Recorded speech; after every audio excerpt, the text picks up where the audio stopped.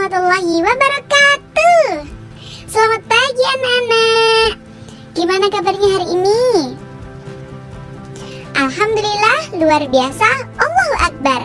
Semoga kalian semua tetap belajar dari rumah dalam keadaan sehat walafiat dan penuh dengan semangat belajar.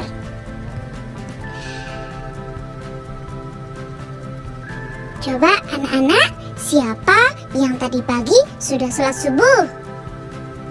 Dan siapa yang sholatnya tidak pernah bolong? Pintar sekali, kalian semua adalah anak-anak yang hebat karena tidak pernah meninggalkan sholat.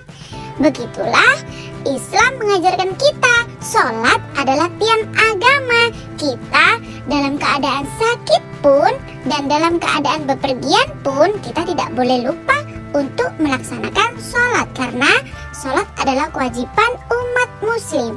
Allah Subhanahu wa Ta'ala telah memberikan kita kemudahan dalam menjalankan sholat, khususnya bagi yang sedang sakit. Maka dari itu, video pembelajaran kali ini akan membahas tentang sholat bagi orang yang sedang sakit. Dan kita akan mengetahui tentang bagaimana cara-caranya sholat untuk orang yang sedang sakit. Islam adalah agama yang mudah dan tidak membebani umatnya. Dalam kondisi normal, sholat dilakukan dalam posisi berdiri sesuai dengan tata caranya. Namun, jika ada yang merasa berat berdiri karena sakit, sholat boleh dikerjakan sambil duduk. Jika sambil duduk tidak mampu, maka boleh melaksanakan sholat sambil berbaring. Pada dasarnya, orang sakit sama dengan orang sehat dalam hal kewajiban melaksanakan sholat. Hanya bagi orang yang sakit, ada beberapa keringanan atau ruksa dalam melaksanakan sholat. Ajaran Islam memberikan keringanan dalam melaksanakan sholat. Bagi orang yang sedang sakit, jika tidak dapat berdiri, boleh melaksanakan sholat dengan duduk. Kalau tidak bisa dengan duduk, boleh melaksanakan sholat sembari berbaring. Meskipun dalam ibadah wajib, Allah Subhanahu wa Ta'ala tidak memberikan beban kepada hambanya. Seorang hamba boleh melaksanakan kewajiban sesuai dengan kemampuannya. Maka dari itu, Allah telah memberikan keringanan kepada kita agar tetap bisa melaksanakan ibadah sholat kita sambil berbaring atau sambil duduk ketika kita sedang sakit.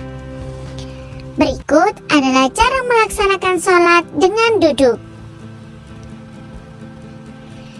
Ambillah posisi duduk menghadap kiblat seperti duduk di antara dua sujud, kemudian membaca niat untuk mengerjakan sholat. Kita juga bisa duduk dengan posisi tegak. Kemudian takbiratul ikram atau mengangkat kedua tangan, kemudian bersedekap. Dilanjutkan dengan membaca doa iftitah, surat Al-Fatihah, dan surat dalam Al-Quran. Kemudian ruku dengan menundukkan kepala dan membungkuk sedikit badannya. Iktidal dengan duduk, kedua tangan diangkat dengan kepala ditegakkan. Kemudian sujud seperti dalam sholat dengan berdiri. Ketika kita sholat dengan duduk tegak, maka kita bisa membungkukkan badan kita lebih banyak lagi. Kemudian duduk di antara dua sujud atau duduk biasa. Duduk tahiyat awal dilakukan semampunya, dan duduk tahiyat akhir juga dilakukan semampunya. Kemudian gerakan terakhir yaitu salam dengan menolehkan wajah ke kanan dan ke kiri. Apabila tidak bisa duduk tawaruk atau duduk iftirashi, diperbolehkan melaksanakan sholat dengan bersila.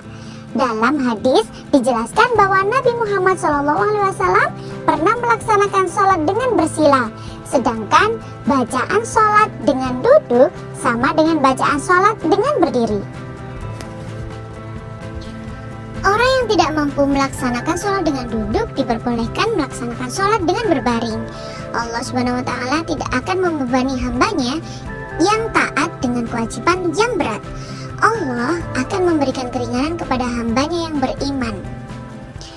Berikut adalah cara sholat dengan berbaring. Berbaring miring ke kanan menghadap kiblat.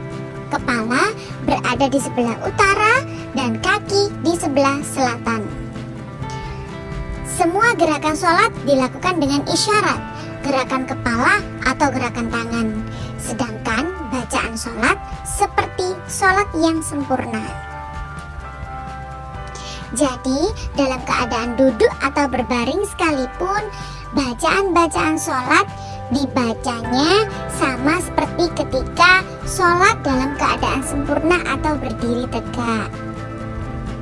Selanjutnya, apabila tidak bisa miring ke kanan, sholat boleh dilakukan dengan berbaring telentang. Dengan posisi kepala di sebelah timur, diusahakan bagian kepala diberi bantal agar orang tersebut dapat menghadap kiblat. Semua gerakan sholat dilakukan dengan isyarat kepala atau tangan. Jika tidak bisa melakukan gerakan isyarat dengan kepala atau kaki, boleh dilakukan dengan kedipan mata. Nah, apabila sakitnya sangat parah dan tidak bisa bergerak sama sekali, tetapi masih bisa memiliki kesadaran, diperbolehkan melaksanakan sholat di dalam hati. Oh ya anak-anak, ada 3 macam orang yang boleh tidak melaksanakan sholat. Yang pertama, orang hilang akal atau orang gila.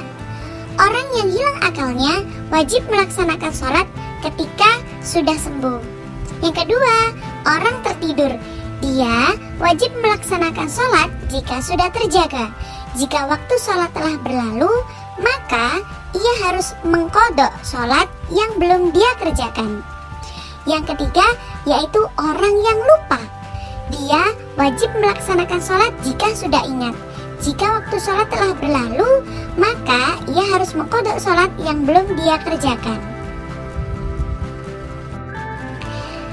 Maka dari itu anak-anak, kita semua yang sudah diberi oleh Allah rizki, kenikmatan dan hidup yang sehat, jangan lupa untuk selalu melaksanakan kewajiban kita sebagai seorang muslim, yaitu sholat. Demikianlah tadi anak-anak penjelasan yang bisa saya sampaikan. Semoga ilmu pada video pembelajaran kali ini dapat bermanfaat untuk kita semua.